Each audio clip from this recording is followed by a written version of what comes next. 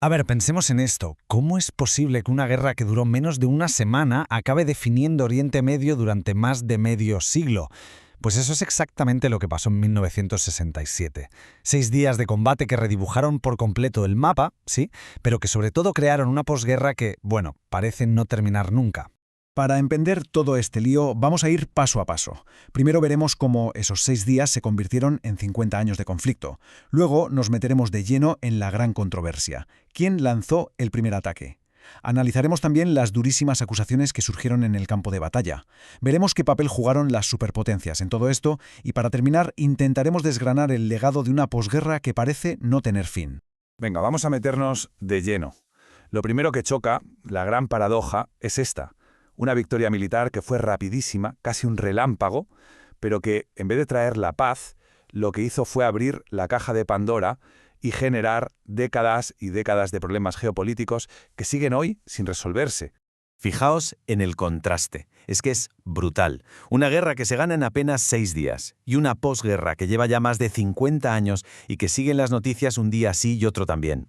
Esta desproporción tan bestia no es solo una anécdota, es que es el corazón de todo el problema. Entender esto es clave para entender por qué este conflicto sigue tan vivo hoy en día.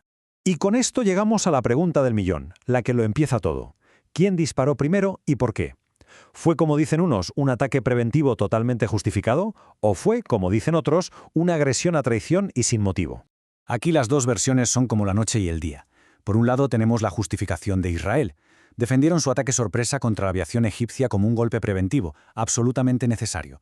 Argumentaban que la amenaza era inminente, que los estaban ahogando económicamente con el bloqueo de los estrechos de Tirán y que tenían miles de tropas y tanques árabes acumulándose en sus fronteras. Pero claro, la otra cara de la moneda, la postura árabe, decía todo lo contrario, que fue una agresión traicionera, sin provocación alguna, que el despliegue de sus tropas era puramente defensivo y que el propio presidente de Egipto, Nasser, había dicho públicamente que no quería la guerra. Pero ojo, que la cosa no es tan blanco y negro, ni siquiera desde el lado israelí. Años después, Menahem Begún, que acabaría siendo primer ministro, soltó esta bomba en un discurso. Las concentraciones del ejército egipcio en los accesos al Sinaí no prueban que Nasser estuviera realmente a punto de atacarnos. Debemos ser honestos con nosotros mismos. Nosotros decidimos atacarle. Una frase que, como poco, complica bastante la idea de que fuera un ataque puramente defensivo. Y como era de esperar, la respuesta no se hizo esperar. Casi de inmediato, en las Naciones Unidas, el representante de Egipto, el CONI, lo dejó muy claro. Israel ha cometido una agresión premeditada y traicionera, mientras que nosotros hemos declarado nuestra intención de no iniciar ninguna acción ofensiva. Vamos, dos versiones completamente irreconciliables del mismo momento histórico.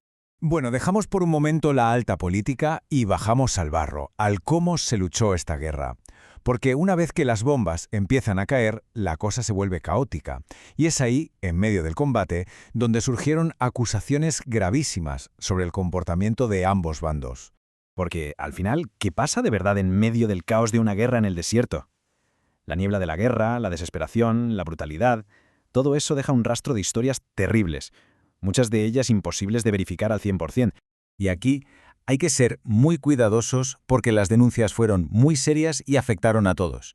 Por un lado, hay informes de periodistas e incluso historiadores israelíes que hablaron de casos en los que soldados de su propio ejército mataron a prisioneros egipcios que ya se habían rendido y estaban desarmados. Y por el otro lado, circulan relatos que afirman que el propio ejército egipcio llegó a ametrallar a sus soldados cuando se retiraban en desbandada para cruzar el canal de Suez, al parecer para que no se viera la escala real del desastre. En medio de todo este caos de acusaciones, sí que hay un dato oficial que nos da una idea de la escala. Al terminar la guerra, se hizo un intercambio de prisioneros, 4.338 soldados egipcios por 11 soldados israelíes. Es un dato, un hecho que contrasta con las historias tan confusas que llegaban del frente. Pero claro, esto no era solo una guerra local, ni de lejos. Hay que levantar la vista y ver el panorama completo, porque la Guerra de los 6 días fue también un punto de máxima tensión en la Guerra Fría. Aquí estaban metidas hasta el fondo las dos superpotencias, Estados Unidos y la Unión Soviética, moviendo sus fichas en secreto. Y aquí la cosa se pone turbia con el tema de la desinformación. En pleno conflicto, los medios de comunicación estatales de los países árabes empezaron a difundir lo que luego se conoció como la gran mentira. La historia de que aviones de combate de Estados Unidos y del Reino Unido estaban luchando codo con Israel. Y esta idea caló, y caló muy hondo. Y lo más fuerte es que tenemos la prueba, por así decirlo. Los servicios de inteligencia israelíes interceptaron y publicaron una llamada telefónica entre el presidente Nasser de Egipto y el rey Hussein de Jordania. Y es alucinante, se les oye coordinando la mentira. Nasser pregunta, ¿diremos los Estados Unidos e Inglaterra o solo los Estados Unidos? Y Hussein responde, los Estados Unidos e Inglaterra, a lo que Nasser remata. Por Dios, digo que haré un anuncio y tú harás un anuncio. Insistiremos en el asunto y lo remacharemos. Tremendo. Y mientras ellos decían esto, las superpotencias jugaban su propia partida de ajedrez, una muy peligrosa. La Unión Soviética mandó barcos de guerra al Mediterráneo.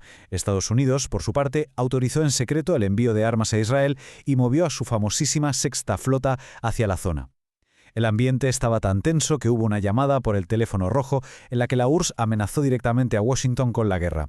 El mundo, de verdad, estuvo al borde de un conflicto muchísimo mayor. Y por si todo esto fuera poco, tenemos el incidente del USS Liberty. Un barco espía de la Marina estadounidense fue atacado por la aviación y las torpederas israelíes. Murieron 34 tripulantes. Israel dijo que había sido un error trágico, que lo habían confundido con un barco egipcio. Pero a día de hoy, ese incidente sigue siendo uno de los temas más controvertidos y debatidos de toda la guerra. Vale, la lucha armada paró a los 6 días, pero las consecuencias, esas no han parado nunca.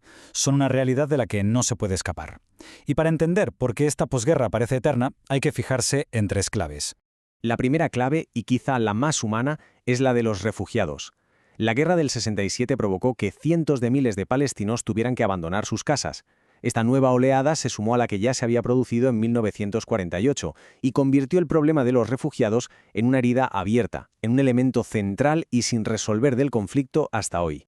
La segunda clave es el mapa, las fronteras. El meollo de la cuestión son los territorios que Israel ocupó en 1967, Cisjordania, Gaza, los Altos del Golán y el Sinaí. Y no solo la ocupación, sino la posterior construcción de asentamientos civiles en esas zonas. Este es, probablemente, el punto de mayor fricción diplomática y el tema de innumerables resoluciones de las Naciones Unidas. Y llegamos a la tercera clave, la que muchos llaman el nudo gordiano de todo esto, Jerusalén. El estatus de la ciudad, cuya parte oriental fue capturada por Israel en esta guerra, es una cuestión con una carga política, religiosa y cultural brutal. Para muchos, es el obstáculo definitivo, el más difícil de superar para llegar a un acuerdo de paz. Y todo esto nos lleva a la pregunta final, la que sigue flotando en el aire. Los 6 días de combates acabaron hace ya muchísimo tiempo, pero más de medio siglo después, con el tema de los refugiados, las fronteras en disputa y el estatus de Jerusalén todavía sin resolver, uno se pregunta, ¿de verdad ha terminado alguna vez la posguerra?